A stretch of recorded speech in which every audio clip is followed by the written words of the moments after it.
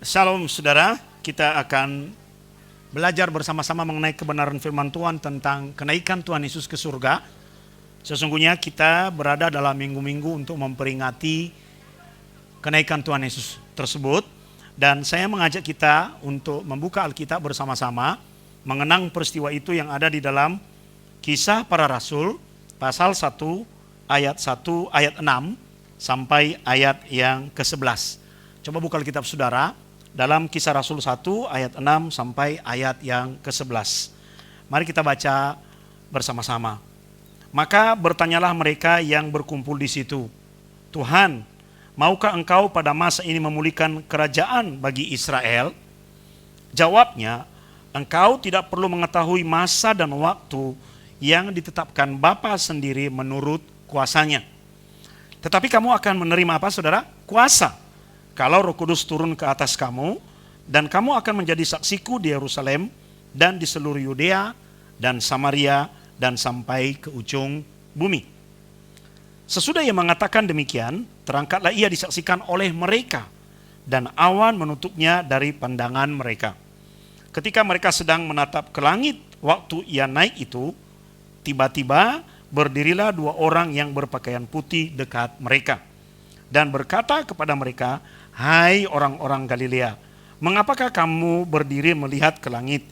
Yesus ini yang terangkat ke sorga meninggalkan kamu, akan datang kembali dengan cara yang sama seperti kamu melihat dia naik ke sorga. Amin. Haleluya. Coba Bapak Ibu bayangkan menjadi bagian dari peristiwa itu. Anda berada di lereng Bukit Zaitun, tiba-tiba lagi Tuhan bicara, dia terangkat. Wah, ini adalah sesuatu peristiwa yang sangat spektakuler, saudaraku. Karena apa? Karena melawan hukum alam. Benda itu jatuh ke bawah. Hanya Superman. Siapa lagi yang bisa terbang? Dan tokoh-tokoh dalam film kartun yang lain. Tapi ini adalah manusia yang sehari-hari mereka lihat bicara, makan, berjalan kaki bersama-sama dengan mereka. Tiba-tiba mereka melihat dia terangkat naik ke surga. Jadi dia melawan hukum alam sampai akhirnya hilang di awan-awan. Dan mereka begitu terpesonanya murid-murid itu sehingga mereka terus menatap langit. Wah, mana ya? Mana ya? Kalau Anda melihat hal-hal yang fantastik dalam hidupmu, itu pasti akan selalu terkenang, selalu akan teringat, saudara. Tapi percayakah saudara bahwa hidupmu yang Tuhan berikan hari ini adalah juga sesuatu yang sangat fantastik? Amin. Ya, Anda harus merasa amazed dengan itu. Jangan tunggu perkara di mana Anda melihat kucing terbang atau montil berenang di air sambil memiliki sirip. Jangan tunggu peristiwa itu. Hidupmu adalah sesuatu yang sangat amazed, yang fantastik di dalam Tuhan. Karena kita menjadi bagian dari peristiwa fantastik itu, pesan malaikat Tuhan itu kepada mereka, jangan dia lagi ke atas. Yang fantastik udah lewat. Hidupmu adalah sesuatu yang fantastik itu. Jadi jalani kehidupanmu. Hai orang-orang Galilea. Ditegur itu saudara, itu adalah sebuah teguran. Apa kata malaikat kepada mereka? Hai orang-orang Galilea, mengapakah kamu berdiri melihat ke langit? Kalau kita berdiri dan melihat ke langit, kita tidak akan menemukan hal-hal apa. Hal-hal yang fantastik lagi. Udah selesai saudara. Kehidupan yang kita jalani adalah gantian menjadi sesuatu yang fantastik di dalam Tuhan. Itu. Maka setiap kali kita merayakan peristiwa kenaikan Tuhan Yesus ke surga, kita akan mengingat bahwa hidup kita ini fantastik. Kenapa? Karena ada Roh Kudus. Oh ya, haleluya. Because of Holy Spirit. Kapan Anda menerima kuasa Roh Kudus itu? Saat engkau percaya akan Tuhan Yesus. Roh Kudus menetap di dalammu. Dan kalau kita melekat dengan the power of Holy Spirit, kuasa Roh Kudus itu saudara, kita akan mengalami banyak hal yang amazed dalam hidup ini. Kita akan mengalami banyak hal yang luar biasa dalam hidup ini. Kenapa? Karena the power of Holy Spirit akan membawamu menjalani kehidupan melampaui limit. Kemarin sore itu, Abu Nau sudah ngomong kepada beberapa teman, udah lama kita nggak kumpul-kumpul yuk. Ayo kumpul-kumpul yuk sambil barbecue bersama-sama. Siapa yang datang ya udah bawa makanan sendiri-sendiri dari rumah, masak di sini, di sini. Kemarin ada diskusi, saudara. Saat ini ada sebuah bisnisnya jual beli saham dan sebagainya, saudara. Jadi tibalah kami pada diskusi, ada yang mengatur sekarang bisnis itu, yaitu robot. Nah, pulang dari diskusi itu kemarin, saya ke rumah, buka langsung internet, mempelajari itu apa itu robot, bagaimana fungsinya, bagaimana resiko dari pekerjaan ini dan sebagainya. Wah, robot bisa melakukan prediksi untuk membuat kapan kita harus beli, kapan kita harus menjual.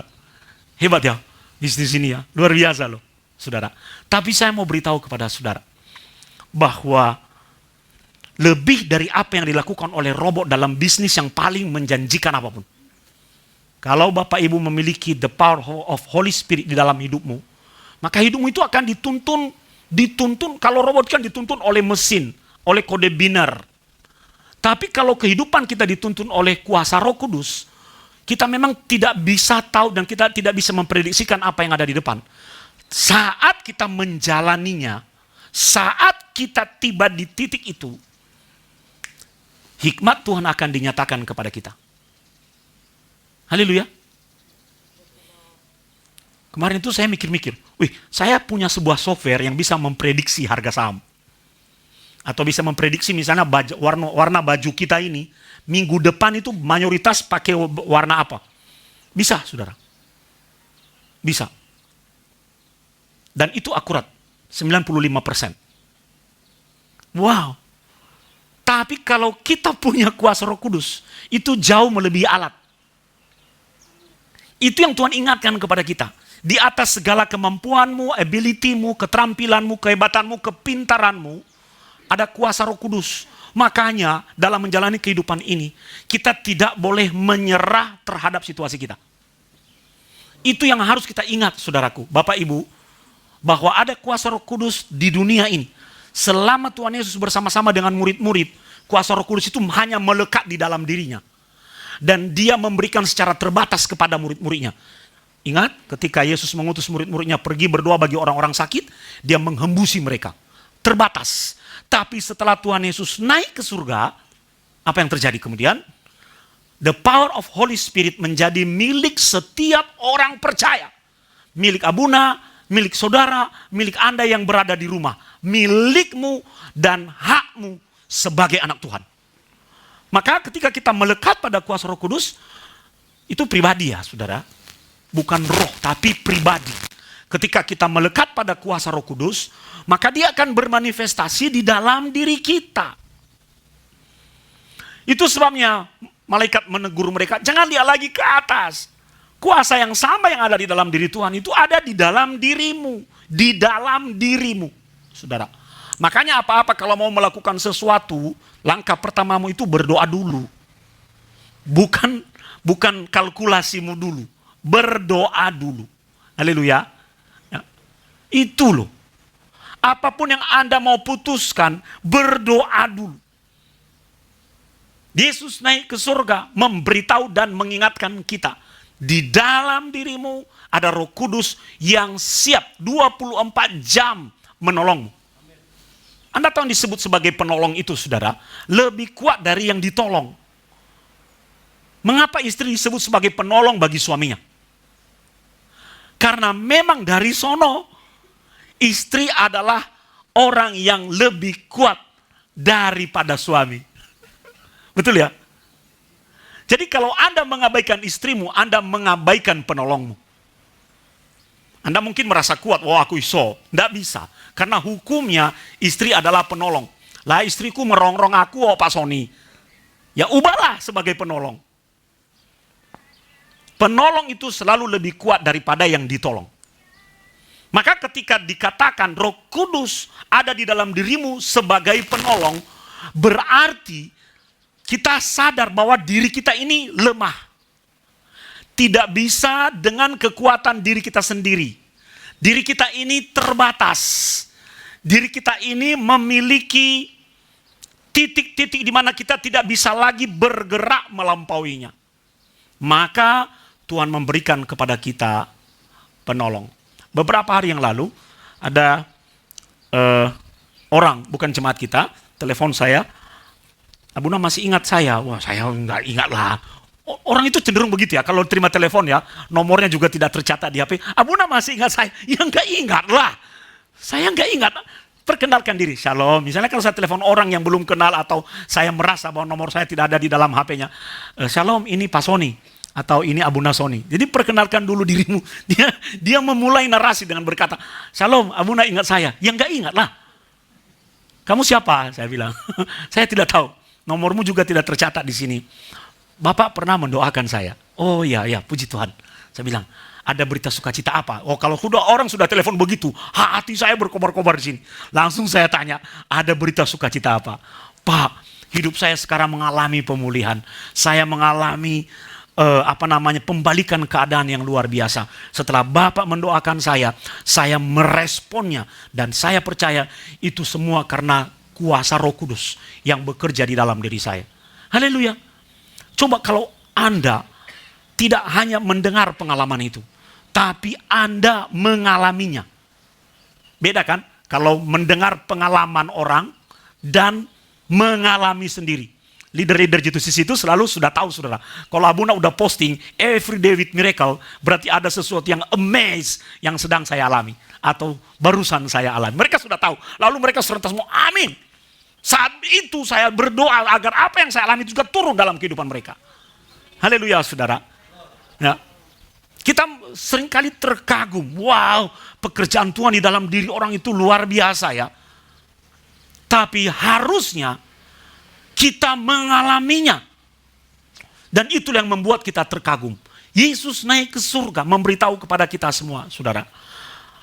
Bahwa semua orang percaya yang ada di dunia ini punya kuasa Roh Kudus di dalam dirinya. Punya the power of Holy Spirit di dalam dirinya. Sehingga ketika dia mengalami kuasa Roh Kudus itu, dia dibawa oleh Tuhan melampaui batas-batas di mana kemampuan fisiknya, kemampuan intelektualnya tidak sanggup, tapi dia bisa bergerak beyond, melampaui itu. Karena bukan dia yang bekerja, tetapi Roh Tuhan. Nih, hari-hari ini gereja kita sedang mensupport sebuah gereja di Nias, saudara. Jadi ini adalah bangunan permanen, ruko. Ini bangunan permanen, ruko. Dia terjepit di tengah-tengah. Dan posisinya lebih rendah dari jalan. Lalu saya tanya, kok nggak dibangun? Dia berkata, Pak, saya itu setiap hari narik becak. Pendeta, iya. Saya narik becak, Pak, supaya kami bisa hidup suami istri. Jadi kami agak susah membangun ini. Kalau hujan, maka jemaat pasti akan datang ke gereja dengan membawa cedok. Jadi nanti kalau hujan kan banjir, air masuk ke dalam, jadi ibadah di stop, lalu mereka begini. Anda masih beruntung loh, bisa ada di gereja seperti ini. Mengerti maksud saya? Ini belum selesai, belum titik, saudara. Kemudian saya berkata, ayo Pak, kita sama-sama berdoa, bangun gerejamu. Paling tidak bagaimana targetmu? Paling tidak saya bangun dinding kiri, kanan, depan, belakang seperti ruko, Pak. Oh ya. Jadi tanahnya saya tinggikan. Oke, kita berdoa. Lalu kira-kira berapa uang yang kamu butuhkan untuk membangun itu semua? Saya berkata tanggung ya. Kalau begitu lebih baik fondasinya untuk 2 lantai. Nanti kalau ada uang, lantai kedua dibangun. Tapi fondasinya disiapkan untuk 2 lantai, tiang-tiangnya untuk 2 lantai. Dia berkata, Pak, kurang lebih itu 180 juta. Jadi kapan kamu mulai membangun? Dia berkata, nanti tunggu uang terkumpul 180 juta Pak Pendeta. Sudah berapa duitmu? Baru 4 juta. Oh. Lalu saya berkata begini, saya mau berbagi pengalaman kepadamu. Ya, ketika saya membangun gereja saya di Semarang, Abuna datang ke manajemen Gerapatma mau membeli tanah. Harga tanah sekian M. Saya ditanya, Bapak sanggup bayar berapa? Enggak. Jadi Bapak ngapain ke sini? Beli tanah. Nah, terus maunya Bapak apa? Saya minta cicilan. Jadi nanti serah terima kalau sudah lunas. Saya berbagi kesaksian itu. Dia berkata, oke, harganya sekian. Kalau dicicil kemudian Bapak nyicil 1 tahun, Setelah Bapak bayar DP-nya, selisihnya kalau kita mepetkan 1 tahun, 100 juta setiap bulan. Bapak sanggup? Yo, Abuna digituin, saudara. Saya bilang sanggup. Ya toh, keluar di parkiran, saya ngomong sama Buni. Saya edan ya, mah. Kok wani-wani tadi tanda tangan gitu loh. Terus ditanya, Bapak mau DP-nya berapa? 3 juta. Saya masih ingat persis, Bapak untuk tanah sekian M, Bapak DP-nya 3 juta. Iya toh Pak.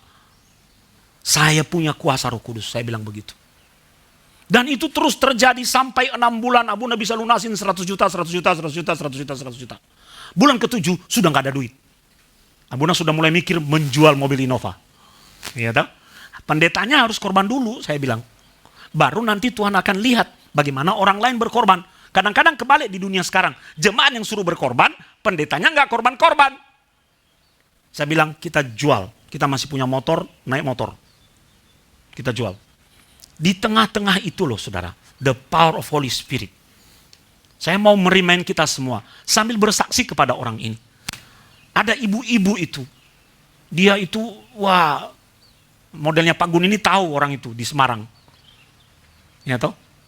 Dia panggil saya duduk di kursi sambil kakinya begini, mejanya besar. Manggil saya kowe. Kowe rak sopan. Ngomong sama pendeta kowe. Singkat cerita, dia keluarkan cek untuk melunasi sisa tanah. No. Sampai di pintu dia bilang, Pak pendeta sini. Aku sering ketemu kowe neng mall. Kowe dolanan be anakmu. No, kowe nek ketemu aku orang ento hormat-hormat ya. Rekor-rekor orang ngerti wae. Nah itu loh saudara. Kita di gereja baru nyumbang 1 juta, nggak dihormati sama pendetanya, udah sakit hati. Gitu. Lunas tanah gereja. Duit nggak ada lagi. Proyek berikutnya bangun pagar. Wah, sambil fondasi pagar. Ada duit 80 juta waktu itu. Beres. Nggak ada duit lagi. Berdoa lagi. Sampai tiang-tiang berdiri. Tiang-tiang berdiri, saudara. Kami pernah mengalami kesulitan keuangan. Nggak ada duit. Pada waktu itu, Revo mau sekolah di Jogja. Nova juga mau sekolah kan? Dua-dua anak masuk perguruan tinggi. Saya ngomong kepada mereka, kalian tunda tidak sekolah tahun ini. Papa janji tahun depan kalian harus sekolah, bisa sekolah. Tadi Papa sudah nggak ada uang. Saya ngomong begitu, saudara. Lalu siang-siang sampai sore saya pergi, saya masih ingat di situ ada tiang, di tiang ini, pojok ini, saya peluk. Tuhan, sorono duit. Sudah nggak ada duit, Tuhan iki piye? Anak ora sekolah. Makan pakai nasi putih dikasih air loh saudara. Kami makan begitu. Nasi putih kasih air putih. Udah kenyang. Lalu makan air, minum air putih sebanyak-banyaknya biar kembung. Seharian itu kami kenyang. Malaikat Tuhan itu datang. Ada tamu kami. Tamu iki kurang ajar saudara. Dia datang masuk ke rumah langsung pergi ke tempat piring dia buka. Loh kok mangane kerupuk tok iki piye? Wah itu di tengah-tengah situasi itu. Dia masuk aja, masuk. Ini dia pergi keluar, dia beliin lauk, saudara. Nyo, mangan kok nasi putih. Tapi itu loh cara Tuhan. Ya, saya berdoa peluk tiang itu, nangis saya. Tuhan, nih aku malu, aku sering malu. Tapi kalau kamu malu, iki piye? Ya toh? 2 minggu kemudian ada pejabat bank di Semarang, di Jakarta. Pejabat bank, saudara. Dia telepon, pernah ikut saya ke Israel. Pak, saya tiba-tiba ingat Bapak lagi bangun gereja ya. Iya, sejauh mana pembangunannya? Berhenti, Ci. Saya barusan kirim 300 juta ke rekening Bapak. Coba lihat, saudara. Jadi saya bersaksi kepada pendeta ini. Ini poin yang kedua. Kenapa Roh Kudus? Kenapa Tuhan Yesus naik ke surga? Yang pertama tadi untuk mengingatkan kita bahwa di dalam diri kita ada kuasa Roh Kudus. Yang kedua, ini loh yang harus kita ingat. Untuk mengingatkan kita bahwa selama engkau hidup di dunia ini, engkau harus bersaksi dan menjadi sumber berita akan kuasa Tuhan kepada orang lain. Sehingga melaluinya iman orang menjadi kuat. Amin. Itu, Abuna mentransfer iman itu kepada pendeta ini. Pak, jangan tunggu ada duitnya. Nggak bakalan. Ada duitnya itu garis depan yang selalu bergeser. Nanti sudah ada duit, garisnya maju lagi. Nggak bisa kalau begitu untuk rumah Tuhan. Nggak bisa. Nggak bisa. Ini Abuna lagi doakan tanah sebelah itu loh saudara. Sudah ada tanda-tanda. Ada orang datang, dia gini tok. Dia lihat. Oh, Bapak mau beli sana ya? Iya, gopo, parkir. Saya gituin. Buat apa lagi? Buat sekolah minggu yang terbuka. Karena kan ini kasihan ini, anak-anak gak bisa sekolah minggu. Paling gak sampai tahun depan, gak bisa. Jadi saya membuat los terbuka. Biar ada sekolah minggu di sana. Doa ya Pak Pendeta. Ya, saya tidak menyangkali itu. Oke, saya doa. Nah, kalau bukan lewat kamu, pasti lewat orang lain. Sederhana saja. Gak usah dekat-dekatin dia, sinyal-sinyal. Ya udah, isben. Saya begitu kepada pendeta ini. Dan akhirnya saudara dia berkata, wes, baik Pak Pendeta, saya akan membangun gereja saya dengan modal 4 juta. Iya toh? Diam-diam tanpa sepengetahuannya adik saya kirim, cek pendeta itu. Benar apa enggak? Benar. Anggarannya segini, benar enggak? Benar. Oke, kita bantu ya, diam-diam. Itu loh saudara. Tuhan Yesus naik ke surga untuk memberitahu bahwa kita ada di dunia ini punya tugas, yaitu bersaksi. Haleluya. Bersaksi. Apa yang kita saksikan? Yang kita alami. Kita nggak bisa bersaksi kalau kita nggak mengalami the power of Holy Spirit itu. Nggak bisa. Abuna itu sampai sekarang berdoa loh saudara, bahwa kuasa Tuhan tidak hanya dirasakan di dalam gedung gereja, tapi di halaman dan sampai ke jalan. Di puncak-puncak kita begitu saudara, pandemi terjadi. Masih ingat itu? Bagaimana orang naik ke atas, naik tangga udah sembuh. Wah, saya bilang, wah kurang. Halaman, begitu masuk pintu, halaman, sembuh. Pandemi terjadi. Tapi tidak ada yang mustahil, kita nggak boleh protes. Ada rencana Tuhan di balik ini semua. Maka jadilah sumber kesaksian bagi orang lain. Yesus naik ke surga, memberitahu kepada kita bahwa di dalam dirimu ada kuasa yang tidak terbatas, resources yang tidak pernah habis. Uang bisa habis, ya, manusia koneksi bisa terbatas, tapi the power of Holy Spirit ada di dalam dirimu, tidak pernah habis, selalu ada siang dan malam. Abuna tidak bisa ada siang dan malam. Tapi kuasa Roh Kudus ada siang dan malam, tersedia, tinggal kita akses. Yang kedua, Tuhan Yesus naik ke surga untuk mengingatkan kita bahwa di dunia ini kita punya tugas. Tugasnya apa? Menjadi saksi dari apa yang kita alami. Lalu akhirnya pendeta ini tanya, jadi dari mana uang-uang itu datang? Pak Pendeta, Pak Sony, saya tidak tahu. Tiba-tiba datang aja. Ya sesuai dengan kebutuhan. Setelah saya cor lantai 2, ada uang untuk atap. Saya masih ingat itu, papanya Jimmy itu datang sama saya. Datang di depan pagar itu sambil begini. Iki atapnya apa? Modelnya pengusaha kan gitu toh. Atapnya apa? Aluminium om. Ya, saya punya pabrik untuk mencelup aluminium. Apa itu? Diapain itu? Ya Pak? Di galvanum. Ya, dicelup biar enggak. Ya sudah om. Ya terus P, duitnya berapa? Ya beres. Itu loh. Tuhan akan kirim orang-orang yang seperti itu. Masih ingat ketika ini masih digali fondasi, 2 bule datang berhenti di situ, berkaca pinggang. Ini ya gereja mau dibangun, bule. Ya. Kita mau nyumbang. Oh, saya udah terbang di atas awan, saudara. Bule pasti dolar. Ya tahu?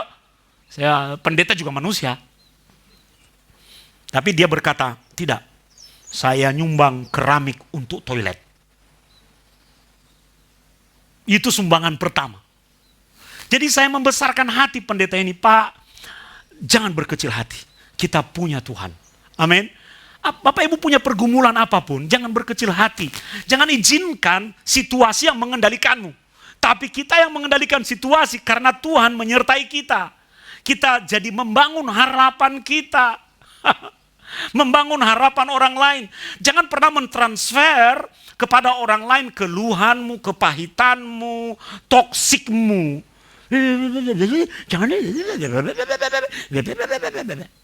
Jangan transfer imanmu, transfer kebaikanmu, transfer hidupmu, kesaksianmu, pengalaman berjumpa dengan Tuhan, transfer sehingga dia juga mengalami itu dan akan bersaksi kepada orang lain dan nama Tuhan ditinggikan, ditinggikan dan ditinggikan. Setiap kali kita ingat kenaikan Tuhan, kita ingat loh, kita harus tahu aku punya tugas.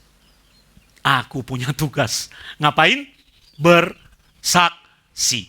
Apa yang kita saksikan kalau kita tidak pernah mengalami? Maka alamilah. Itu saudara, alamilah. Anda yang ada di rumah, alamilah. Bagaimana cara mengalami? Bahwa dirimu bergantung kepada Tuhan. Itu. Bahwa dirimu bergantung kepada Tuhan. Ketika beli keramik ini saudara, saya pilih yang paling murah. Ada suami istri datang. Pak, mau pakai apa? Wah, di semen aja. Nanti dicat. Kan keren toh? Beli keramik larang. Oh gitu ya. Mari Pak, sekarang kita pergi.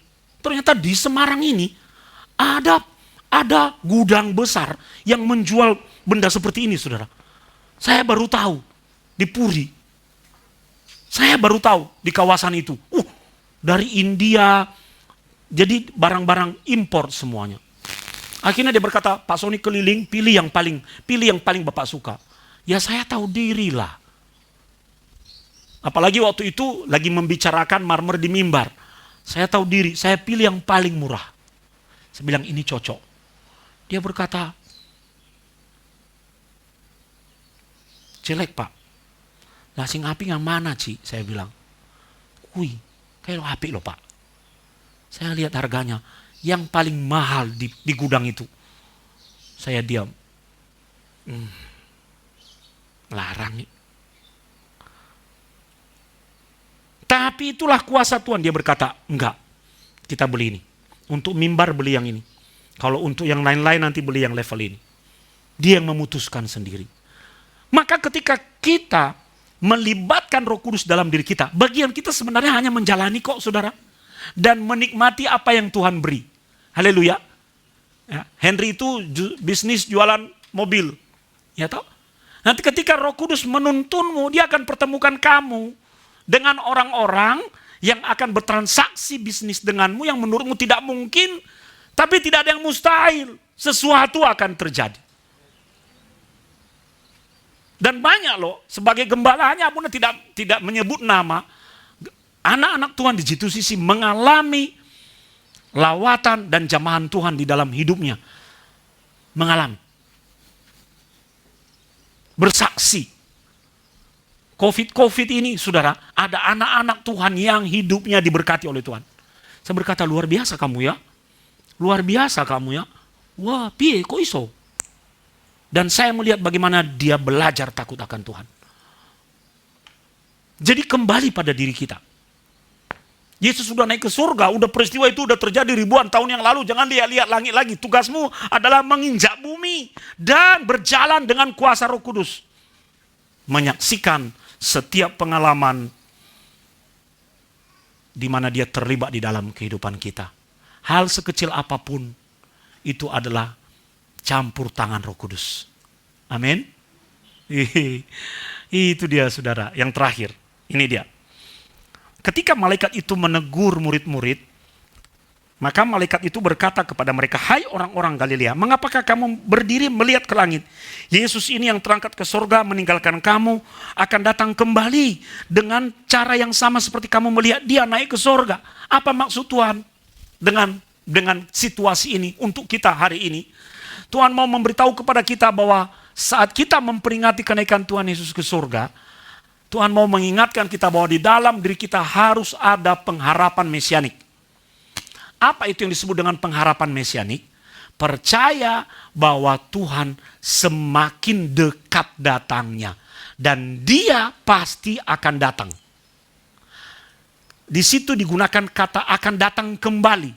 Datang kembali itu dalam bahasa aslinya adalah seperti mempelai laki-laki menyambut mempelai perempuannya. Ini sebenarnya lebih tepat dipraktekkan di dalam perkawinan di barat, saudara. Di dalam perkawinan di barat, jadi laki-laki menunggu, saudara, menunggu, kemudian nanti mempelai perempuan akan masuk dalam ruangan, diantar siapa biasanya itu? Papanya laki-laki, papanya atau dia menunggu. Jadi hatinya udah berbunga, udah menyambut itu. Wah, mempelaiku datang. Seperti itu loh. Seperti itu. Ada kepastian tentang kedatangan Tuhan. Saya nggak tahu, semoga ini segera terjadi, saudara. Tiba-tiba minggu lalu Revo bilang, "Pak, Ma, nanti kalau saya merit, saya mau merit seperti model orang barat. Jadi saya menunggu dan kemudian calon saya nanti untuk dia nggak ada di sini, nggak apa-apa. Diantar oleh papanya. Nah terus piye nak? Ya kita adakan di alam yang datang keluarga-keluarga dekat saja. Nanti kalau untuk jemaat ya di gereja aja kita pesta begitu. Tapi momennya itu kan Alkitabiah Pak.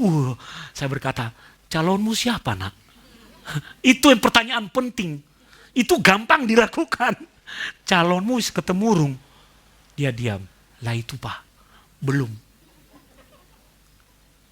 Tapi dia sudah punya pemikiran itu ketika dia berkata, ini kan Alkitabiah. Iya benar, itu yang Alkitabiah saudara.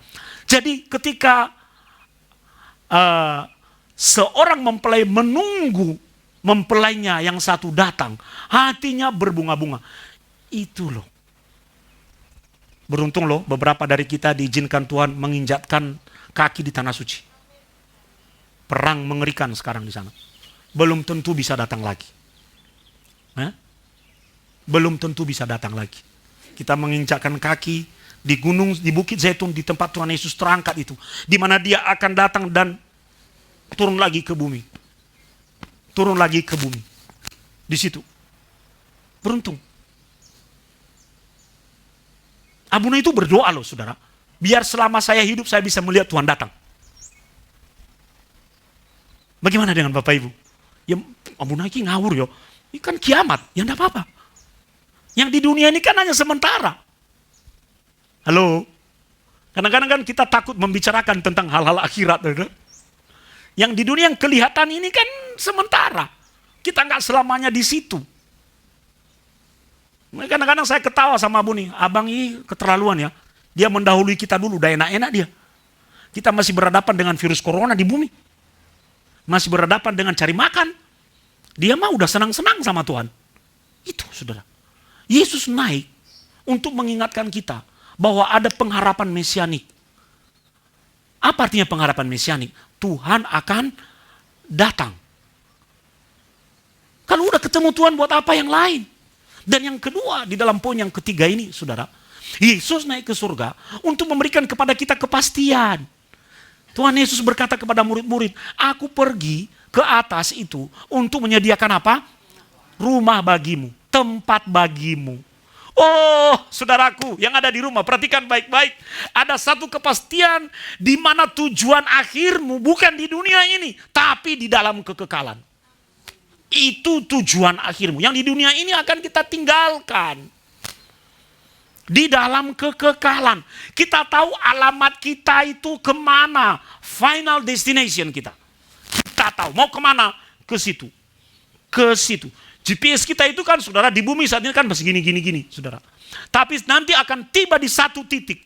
Itu akan menjadi final destination. Ke sana kita pergi. Loh, benar ya? Iya. Yesus naik ke surga untuk memberikan kepadamu kepastian. Katakan kepastian. Bahwa tujuan kita dalam kekekalan itu udah pasti. Kita tahu alamatnya. Itu loh yang membedakan anak-anak Tuhan. Haleluya. Haleluya. 3 hal yang kita pelajari hari ini. Apa yang kita peringati ketika Tuhan terangkat ke surga. Pertama untuk mengingatkan kita bahwa di dalam diri kita ada kuasa Roh Kudus. Yes, di dalam diri saya. Kadang-kadang kan kita lupa. Tidak ada yang mustahil bagi Tuhan. Itu dengan cara apa? Melalui Roh Kudus yang beroperasi dalam hidupmu. Yang kedua, untuk mengingatkan kita bahwa kita memiliki tugas, yaitu menjadi saksi. Menjadi saksi. Dan yang ketiga, apa saudara? Kita punya dua kepastian. Kepastian yang pertama, Tuhan Yesus akan segera datang. Pasti datang. Dia menjemput kita sebagai mempelainya. Maka mari kita bersih-bersih. Supaya kita menjadi mempelai yang indah di matanya. Di barat itu ekspresional, ekspresif saudara. Jadi kalau dia lihat pengantinnya datang diantar sama papa mertuanya, dia udah haru. Wow, inilah pendampingku seumur hidupku. Wow, hatinya penuh dengan sukacita. Ya toh?